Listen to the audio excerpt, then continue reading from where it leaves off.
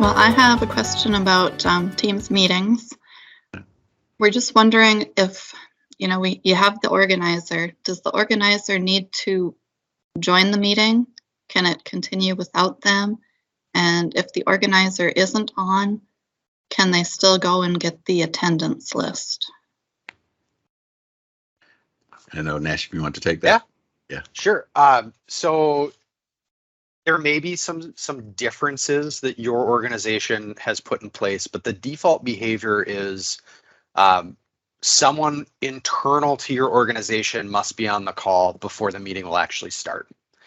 So if you've got only the organizer is internal to your org and like 10 people who are from outside of your org, even if you turn the lobby off and all of that, by default, the meeting won't start until someone joins from internal. Now that default can be changed by an administrator for the policy that applies to meeting organizers. But the other part of that is the organizer doesn't even have to show. Everyone else would be able, any other internal person joining would kick off and start spinning up the meeting.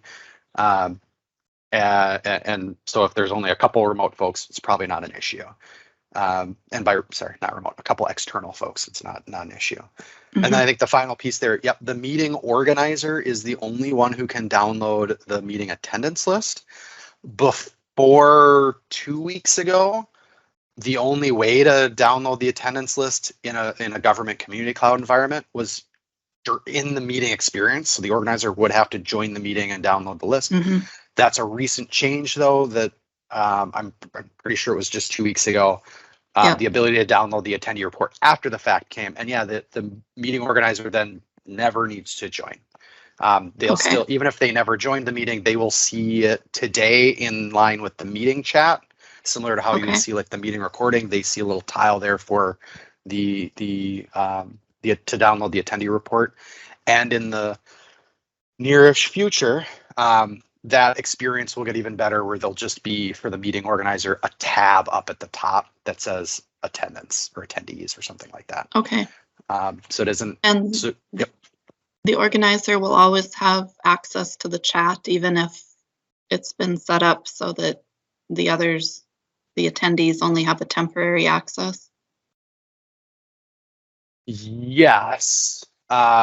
The organizer is an internal person and a named invitee since they created it. So yes, they do always by default have access to the chat. Okay, super. Thank you. Those were great questions. You hit like all of the little caveats that could come up on this.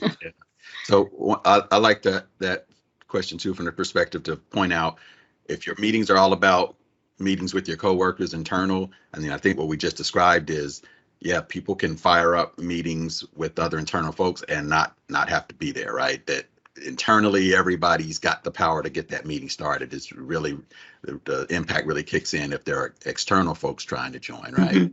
Mm-hmm. So that's key. Also pointing out, because I don't know if your tenant is commercial or not, but this co-organizer concept.